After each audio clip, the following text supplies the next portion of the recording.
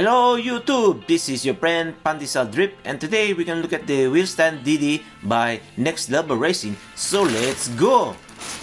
So this was a Christmas present and I'm very lucky to receive it. So let's do some measurements of the box, just in case you want to keep the box for future use and selling and packaging. So let's open this baby up. I'm very excited. It's a very heavy box. I think 50 pounds. So yeah. Okay, for the hardcore racer. And here's the back. Okay, let's open this baby up. Alright. Now I really like the boxing of the Next Level Racing because they give you 2 boxes for protection when shipping. So this part here I believe is the heaviest item in the box. This one is the one that I believe that it folds into the main chassis. So here's the fold like that.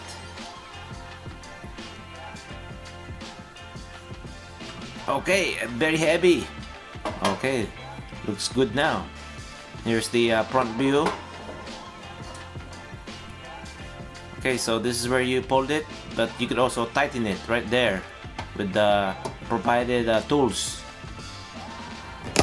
So let's open the rest of the items that you will receive. So you also get the manual here for assembly, very nice and detailed with some provided stickers and the tools necessary to build it. The next up you get the wheel casters, then also looks like the cable management. Then these 3 bags here are the rubber pit. So I'm gonna just pass forward, then show you the rest when I unpackage it. Okay, here they are. So it's not a lot of parts to assemble. So here's a close look of the rubber pit. It's actually pretty sturdy. So let's do a test here on the regular floor. Yeah, very sturdy. Let's try on the carpet now. Okay, not too bad. Cable management clips. Now this one is to cover the holes. Then the wheel caster, which is also lockable. Now I noticed there are some minor defects here, very minor. I don't know if you could see here, but there's some little rust in there. But no problem. Just wipe it off. Then here, I noticed that there is a ding there, little scratch, maybe from shipping. Then I also noticed a little dent here. I couldn't tell until there was some light reflection. And here on the pedal plate, some little scratch. So from other reviews I've seen online, I noticed that now the shifter mount has a rubber piece there. So I believe it's to keep it more sturdier. And also includes spike washers. I did not use it because I don't have heavy duty handbrake and shifter. Then here I also noticed that the gap is a lot smaller now. So I'm gonna put a link in the description from Sim Racing Garage, because Barry's model review is slightly different from mine. Some quick tips here. The nuts and bolts and washers are oily, so don't forget to wipe it off with a paper towel. So there's already bolts pre-assembled on each side, but I noticed when I was doing adjustments that it was shorter. I believe M815 versus M820. So I also did not attach the cover because it's a pain to take out for tightening the bolts. So here are the leftovers you get. Now I did not attach the longer bolt for the pedal plate because it's too high for me and too far of a distance for my comfort. But yeah, you get lots of extra bolts here, so not bad. And you could use it to mount your accessories. Now with the adjustments, you can move your pedal plate forward and backwards, then you could also angle it up. Now for the wheelbase, you can adjust the angle as shown here, and also you can adjust the height And for the shifter mount, you have limited height adjustment. Now here I have the poor rubber pit on here, and it seems to be more level compared to the wheel casters. And here is the close up. And here we have the with the wheel casters on the front. Now you can see there's more angle here. And here's the close-up. You can see there's a lot more angle. Now here's a side-by-side comparison. You can see how much angle with the wheel casters. Then here's the close-up. Now we have the measurements of the length, about 27 inches. The width is about 22.5 inches. So here is me moving it around.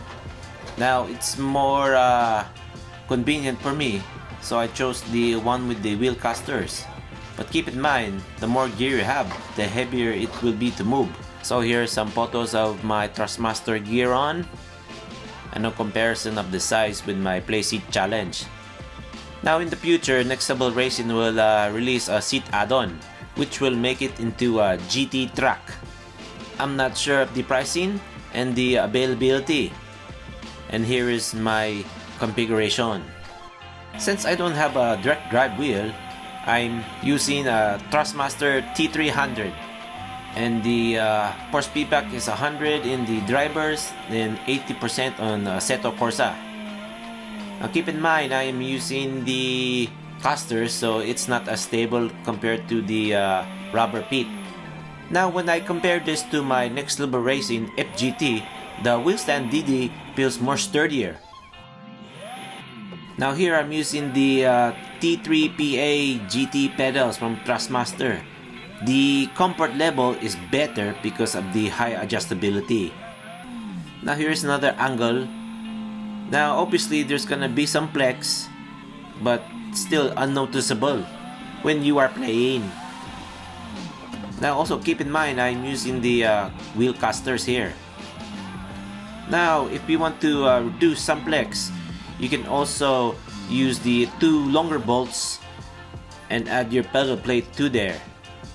Just keep in mind when you mount the pedal plates closer to there in regards to your comfort level. Then with the shifter mount, obviously there's gonna be some play, but I like how it includes the mounting for your handbrake. I also like the length of the shifter mount because it's make it more comfortable for you, not like other wheel stands which the shifter mount is closer to the wheelbase. Now this is Next Level Racing's flagship wheel stand, and it comes pre-drilled with your Logitech, Thrustmaster and Fanatec equipment. So whenever the seat-addon is available and I purchase it, this will eventually replace my Next Level Racing FGT. At $299, it is expensive, if not the most expensive wheel stand, comparing to GT Omega and Track Racer. Now there are reasons why I chose the wheel stand DD compared to the other two. First, I know the quality of the Next Level Racing products with my past purchases like the FGT and the monitor stand. Second is the shifter. I like the length of it because it makes me comfortable for my shifting and handbrake. Third, with the seat-addon, it will become the GT track, which is I wanted from the beginning, but I wanted to save more money getting into sim drifting for other products. Fourth is when you have the seat, it will now be compatible with the Motion Platform B3 and the Traction Plus or Traction Platform without doing any DIY. So if you want to save space and want something more rigid than a portable cockpit and you plan to upgrade to a full cockpit, this wheel stand DD might be for you.